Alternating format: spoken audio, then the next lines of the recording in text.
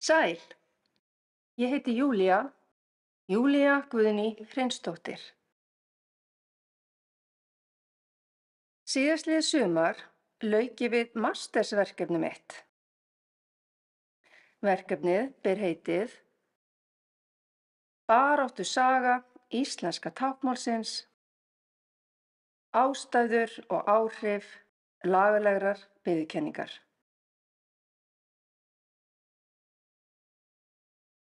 Tilgangur verkefnisins var að safna saman og skrásetja baráttusögudöf fyrir lagalegri viðurkenningu á íslenska táknmálinu. Markmiðið var að skilja hvað liggur að baki þessari baráttusögudöf fyrir viðurkenningu á íslenska táknmálinu sem fullgildu tungumáli. Rannsóknarspurningin var í fyrsta lagi: hvaða ástæður lágu að baki baráttudöf fyrir viðurkenningu á íslensku táknmáli sem fullgildu tungumáli? Og í öðru lagi, hvaða áhrif hefur viðurkenningin haft á stöðu táknmálsins í dag? Raddmálsstefna. Táknmál var bannað í menntun heyrnarlausra í meira en 100 ár. Það kom til vegna kennararáðstefnu sem var haldin á Ítalíu árið 1880.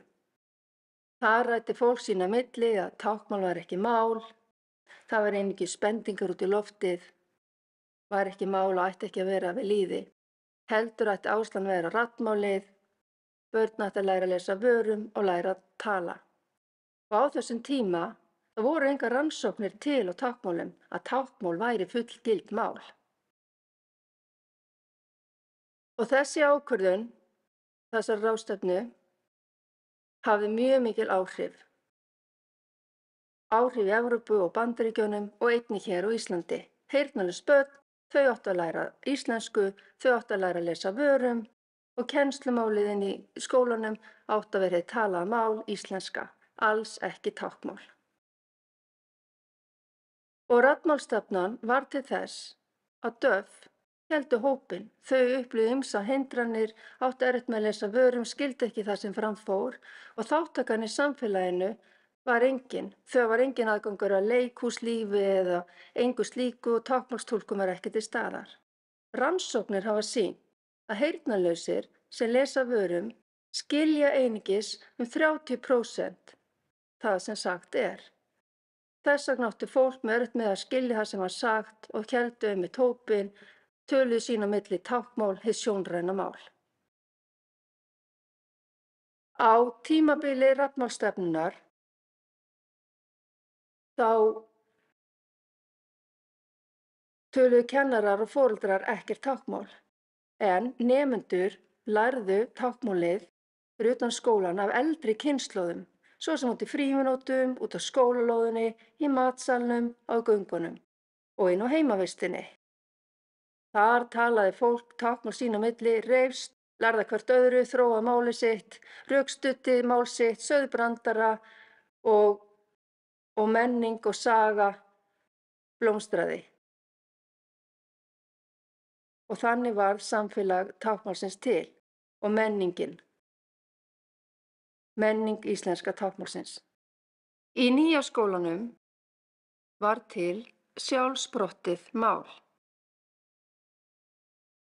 Í gegnum söguna hafa heyrnarlaus börn komið mállaus í skólann. Þau áttu sér ekkert mál til tjáninga og samskipta. Það að vera heyrnarlaus, þau áttu sér ekkert mál, þessi börn, en döfbörnin sem höfðu verið í samfélaginu og öðlast menningu og skilning á sögu táknmálsins, þau voru döf. Táknmálið, þau lærðu svo táknmálið í daglegum samskiptum vegna þess að það voru aðrir sem töluðu táknmál í skólanum. Táknmál var úti, í heimavistinni, á göngunum og þar fram til götunum og þannig lærðu þau táknmálið. Kennarar og foreldrar þessara barna kunnu ekkert táknmál. Einstaka bendingar og einföld tákn til samskipta eins og að borða eða sofa komdu, farðu og eitthvað slíkt. Þannig að börnin voru í rauninni mjög einangruð í heimi heyrandi. Táknmál eru sjálfsprottin mál sem hafa orðið til án þess að eitthvað annað tungumál hefur haft þar áhrif. Þetta gerðist þegar börnin komu í skólann svo voru eingöngu ætluð táknmálsbörnum. Þar sáu börnin táknmálið og meðtóku það. Börn sem hefðu ekki fengið fullkomið mál frá fæðingu og voru því einangruð á heimilum sínum, þeirra tjáskipti höfðu eingöngu falist í látbrigðum og einföldum heimatáknum sem fjölskyldan hafði notað heima við. Í skólanum blönduðust öll þessi börn saman með sín heimatákn og annað táknmál og þannig þróuðu sitt eigið mál. Þannig bjuggu börnin til sinn eigin táknaforða og mál frá grunni. Döffærni. Hugtakið döffærni er notað til að lýsa hópi fólks, samfélagi einstaklinga sem finnur samkennd með hverju öðrum, þar sem þau finna þau tilheyra hópi sem talar sama mál sem byggist á sjóninu og er sjónrænt mál. Döffærni vísar þannig til mál minnihluta hóps sem deilir tungumáli og reynslu. Hóp þar sem þau geta rætt og rökstutt hinn ýmis mál, sagt brandara og hlegið saman, sagt ljóð, sögur og þar fram til götunum. Þeir einstaklingar sem hafa þróað sterka sjálfsmynd sem döff eiga auðveldara með að fara á milli tveggja menningarheima, menningu döff og heyrandi. Tvítyngji íslensku og táknmáls.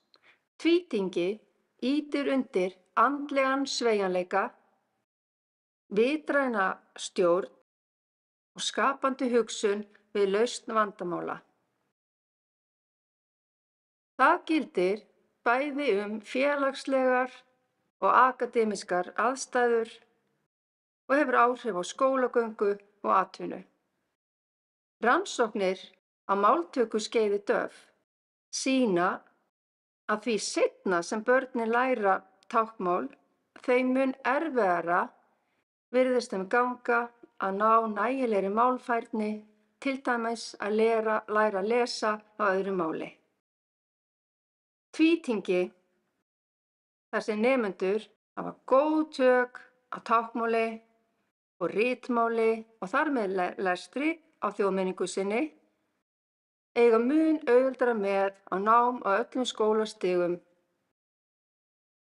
Tákn og tal styðja hvort annað mun frekar en að trufla hvort annað. Barátta fyrir viðurkenningu táknmála. Árið 1990 byrjuðu alheimssamtök döff að berjast fyrir viðurkenningu táknmála alls staðar í heiminum, þar á meðal á Íslandi. Fólk víðs vegar heiminn hafði upplifað miklar hindranir, menntun var ekki til staðar og ekki aðgangur að samfélaginu, því táknmál var ekki leyfilegt og því hófst þessi barátta heyrnarlausra fyrir viðurkenningu á táknmálum. Fólk hafði upplifað mikla höfnun frá samfélaginu, vítt og breitt. Sökum þess var samfélag heyrnarlausra mjög einangrað, engin aðgangur var að menntun né samfélaginu. Sökum þessara höfnunar þá var geðheilsa döff mjög slæm. Því almennt aðgengi sem fyrr segir var ekki gott og táknmál var ekki viðurkennt í samfélaginu. Því var hópurinn mjög einangraður og geðheilsa hans alls ekki góð. Því að fólk fékk ekki viðurkenningu á tilvist sinni, fjölskyldur fólks töluðu ekki táknmál, aðgangur að menntun var engin túlkaþjónusta og þar fram eftir götunum og því var eins og fyrr segir hópurinn mjög einangraður. Íslenska táknmálið. Táknmál er ekki eitt alþjóðlegt mál, heldur á hver þjóð sitt eigið táknmál. Táknmál hefur sína eigin málfræði alveg eins og öll önnur mál. Íslenska táknmálið er fyrsta mál 300 döff Íslendinga. Við sem tilheyrum táknmálssamfélaginu og lítum á táknmál sem okkar fyrsta mál, við köllum okkur döff. Þess vegna börðust við fyrir viðurkenningu á íslenska táknmálinu og settirðu lög það. Því íslenska táknmálið er einstakt. Ekkert annað mál í heiminum er eins og íslenska táknmálið.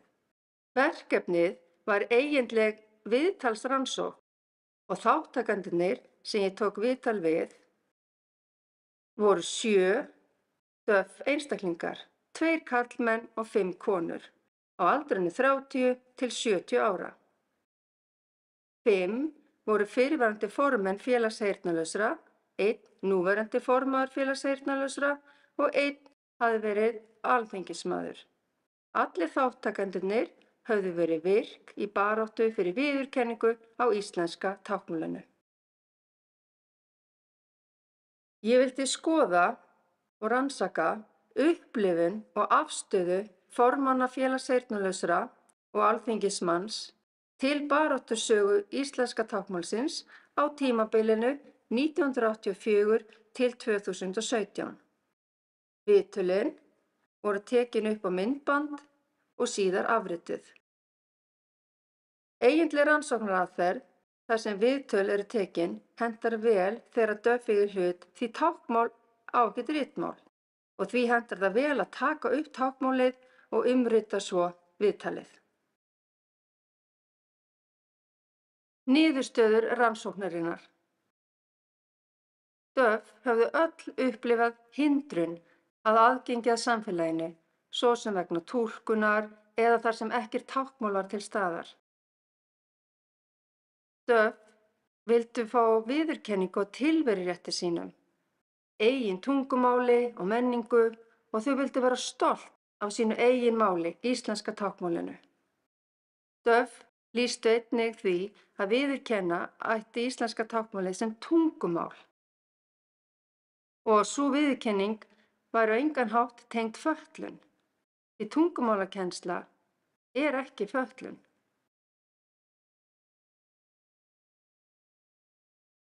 Döff lögðu áherslu á að táknmál ætti heima undir menntamálaráðuneytinu og ennfremur að það væri mikilvægt fyrir máltöku barna að þau fengju strax táknmál, svo að þau gætu orðið tvítyngdir einstaklingar í framtíðinni og nýtt sér vera fær í táknmáli og tali og skrift sem myndi gera þeim kleift að öðlast menntun í framtíðinni og vinnu.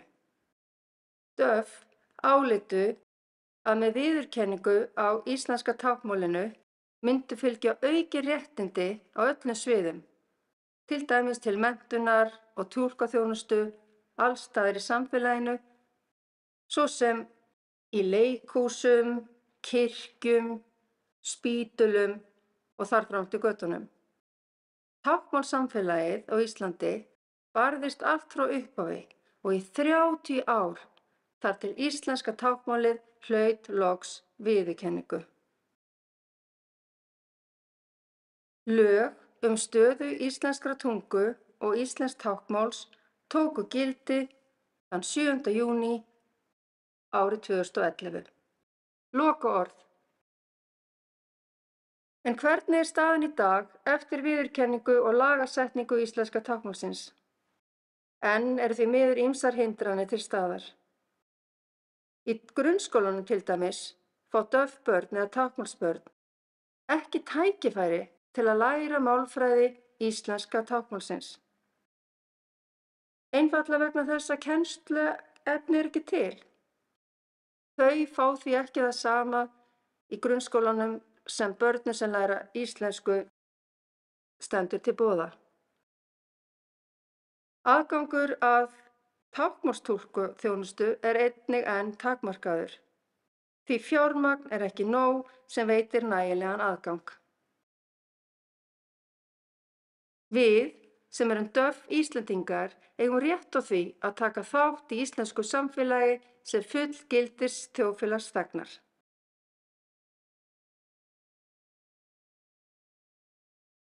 Viðurkenning íslenska táknmálsins á að veita okkur DÖFF aðgengi að menntun og svo síðar atvinnu, en til þess að það sé hægt þarf að gefa DÖFF kleift að ganga menntaveginn, fá aðgengi að táknmálstúlkun á sínum forsendum svo að við getum tekið þátt í íslenska samfélaginu á öllum sviðum. Táknmál er lykillinn að aðgengi okkar að stóra samfélaginu.